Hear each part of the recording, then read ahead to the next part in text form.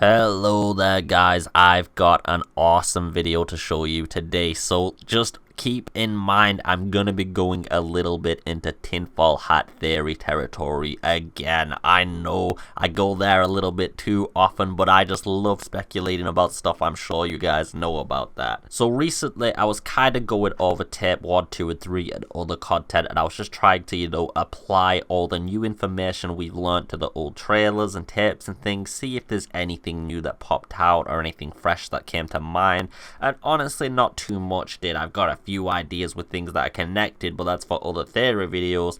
The major thing that actually came out of this was something completely new, to be honest. Now this kind of does use new information, but I'm just surprised I never really thought about it before. But let me get right into this. Okay, so this photo is from the first tape, the Desolation tape, released for Resident Evil 7.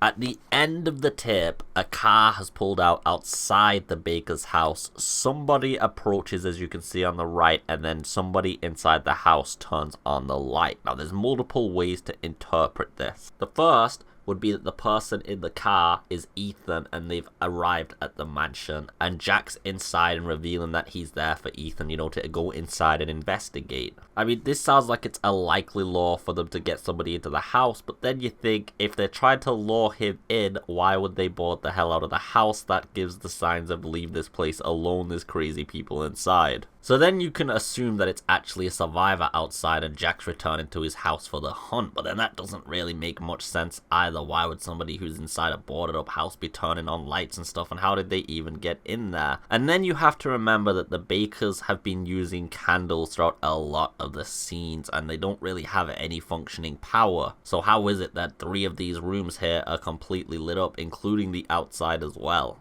Another thing to note is that the person on the right does not have the attire that Ethan has. This person has some kind of military boots, some combat pants, it looks like, because if you look at the kneecap region, it looks like there's an area overlapping with a strap that almost looks like a protective kneecap that a soldier would wear. Now this got me thinking, is this possibly before the bakers were actually infected? Is that an actual possibility? So let me get onto the next screenshot.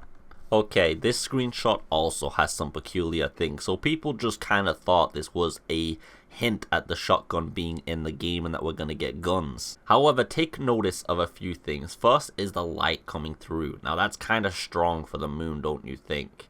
Also notice that the window has bullet holes in it, as well as the window being boarded up. There is a chair next to the window, as well as some books and a family portrait of the bakers, confirming this is their house. So why are the nails boarded from the inside? Because if they were trying to actually keep people inside, so I know the biggest counterpoint people are going to have on this theory is like, oh Avid, they're just boarding up the house to make people inside harder to escape or whatever. But then why would they intentionally plan for people to escape? And also, when you're boarding up an environment against people, you board it up on the way that's opposite to them. So for example, if you're trying to protect people from the outside, you would board the nails on the inside, and that way they can't easily have access to the nails and undo the boards. And if you're protecting people from getting out of the house, you'd board the nails from the outside, because then otherwise somebody could just get some tools and undo all the nails and they'd be straight out easy, right? Makes a lot of sense. And if you go back to the previous photo, you can confirm that once again with the boards at the doors even being nailed to the inside of the panels. I mean, that kind of adds up to me. I know it's tinfoil hat theory, but I'm sure you guys are seeing where I'm going with this. So then again, look at the shotgun, look at the chair, look at the books. It almost gives the vibe that it's a watch post, for somebody to keep watch out, and if they see intruders, shoot them with the shotgun through the window.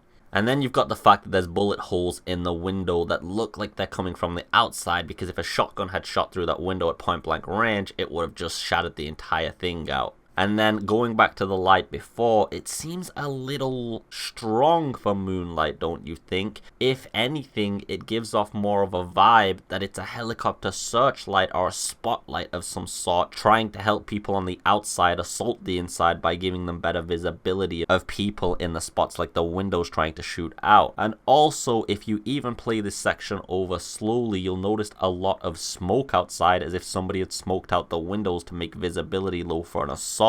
Now it's almost as if the bakers from the photo in the demo saw the helicopter and they kind of got suspicious, and maybe something happened in the local area or to one of the bakers which caused them to become very paranoid of outsiders, and then the bakers boarded up their house and an assault was led on it which caused some kind of firearm exchange, and this might have been how the bakers were basically isolated, went missing, and descended into madness. It could also explain why they seem to be stockpiling an army of molded, because after the infection and their descent into madness, they might have actually been trying to stockpile an army to defend themselves against any intruders. Maybe that's why they just want to continue eating family as a dinner and continue in the status quo even though everything seems so crazy. And that would also make a lot of sense as to why they're hunting at the moment instead of getting any store food at all, like they have none, and that's because they're just trying to sustain themselves off the local wildlife instead of having to go and interact with people.